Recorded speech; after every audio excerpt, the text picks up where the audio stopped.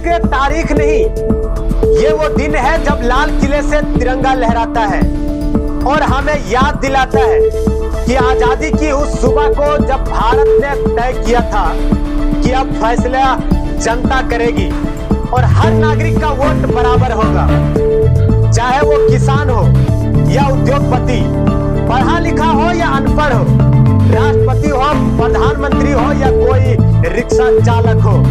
लोकतंत्र में सबका वोट एक जैसी ताकत रखता है। लेकिन क्या हो अगर इस ताकत पर शक उठने लगे?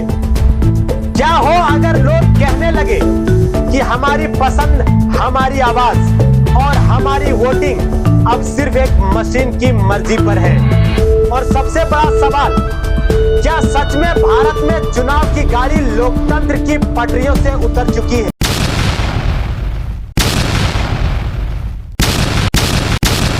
आज हम चर्चा करेंगे इस मुद्दे पर।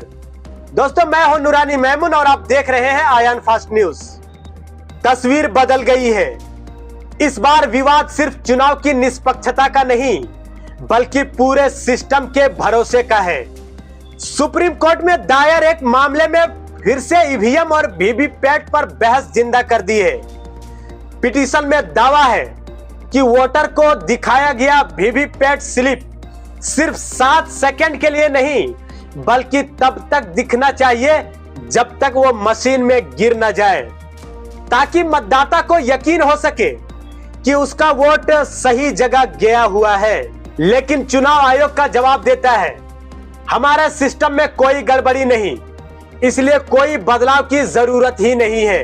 विपक्षी दल कांग्रेस से लेकर आम आदमी पार्टी, टीएमसी से लेकर क्षेत्रीय पार्टियां लगातार कह रही है कि ईवीएम में फेरबदल संभव है। उनका तर्क है, अगर एटीएम, मोबाइल बैंकिंग और हर ऑनलाइन सिस्टम में ओटीपी और 2 स्तरीय वेरिफिकेशन होता है, तो चुनाव जैसी संवेदनशील प्रक्रिया में सिर्फ एक मशीन और उस पर भरोसा हमें क्यों करना चाहिए? वही सत्ता पक्ष और चुनाव आयोग का कहना है, ईवीएम इंटरनेट से कनेक्ट नहीं होती, हैक नहीं हो सकती और देश के 90 करोड़ मतदाता इस सिस्टम पर भरोसा करते हैं।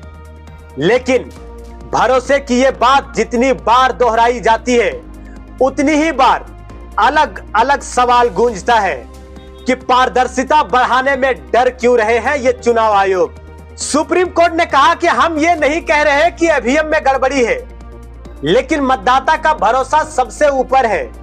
अगर तकनीकी बदलाव से पारदर्शिता बढ़ सकती है तो उसे रोका क्यों जाए? ये बातें एक साधारण सा था, लेकिन असर इसका बहुत ही गहराई तक है, क्योंकि भारत में चुनाव सिर्फ वोट डालने की प्रक्रिया नहीं, बल्कि लोकतंत्र के सबसे बड़े उत्सव का नाम है।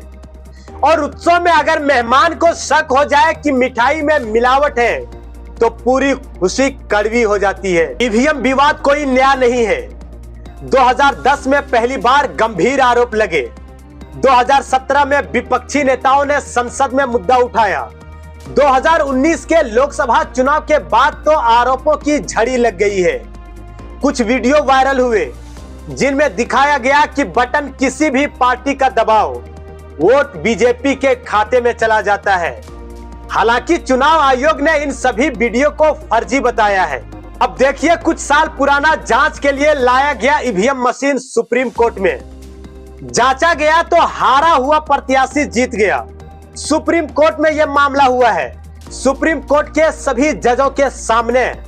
लेकिन असली सवाल यह है, क्या यह सिर्फ फर्जी कह देने से जनता का शक खत्म हो जाता है, या फिर यह शक हर चुनाव के साथ और गहरा होता जा रहा है? सत्ता पक्ष के समर्थक कहते हैं यह सब विपक्ष की हताशा है। जब हार जाते हैं तो मशीन के दोष देते हैं। वही विपक्ष का कहना है यह सिर्फ राजनीति नहीं, बल्कि लोकतंत्र की सुरक्षा का मामला है। उनका तर्क साफ है, अगर ईवीएम पूरी तरह भरोसेमंद है तो फिर वीवीपैट स्लिप को पारदर्शी तरीके से गिनने में क्या दिक्कत है? सड़क पर खड़े लोग 2 हिस्सों में बटे हुए हैं आज। एक कहता है भाई ये सब बहाना है, जो जीतेगा वही सिस्टम को सही बताएगा। दूसरा कहता है नहीं, वोट की गिनती में शक भी लोकतंत्र के लिए खतरनाक है। लेकिन सच यह है, लोकतंत्र में शक का मतलब है भरोसे में दरार, और दरार अगर बड़ी हो गई तो पूरी इमारत हिल जाएगी। सुप्रीम कोर्ट ने मामले को सुनने के लिए एक भले ही तारीख दी हो, विपक्ष की मांग है कि हर बूथ के वीवीपैट स्लिप का मिलान ईवीएम नतीजों से हो। चुनाव आयोग अब भी अपनी जगह पर अड़ा हुआ है। वो अपनी बात मनवाने के लिए पूरी तरह से अड़ा हुआ है। यानी जंग सिर्फ वोट की गिनती की नहीं, बल्कि वोट के भरोसे की है। और यह भरोसा टूटा तो याद रखिए, लोकतंत्र का सबसे बड़ा उत्सव, सबसे बड़ा धोखा भी बन सकता है। और अंत में 15 अगस्त को जब हम तिरंगे को सलामी देते हैं तो याद रखिए, यह सिर्फ कपड़े का एक टुकड़ा नहीं, बल्कि उस वादे का प्रतीक है जो हमने आजादी के दिन किया था। इस सत्ता जनता की होगी और जनता की आवाज कभी भी दबाई नहीं जाएगी।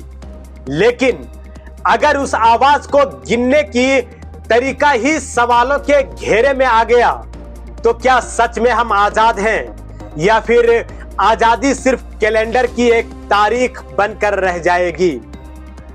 आप इसके बारे में क्या सोचते हैं? हमें अपने कमेंट बॉक्स में अपनी राय को जरूर दें। बने रहे हमारे आयन फास्ट न्यूज के साथ। मैं हूं नूरानी मैमून।